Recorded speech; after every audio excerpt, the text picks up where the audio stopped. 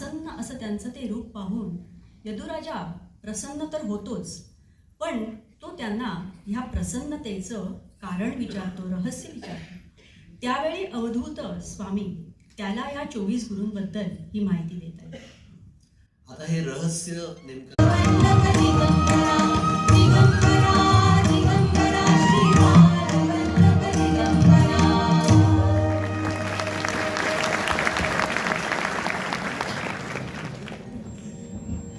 काषाय वस्त्रं करदण्डधारिणं कमण्डलुं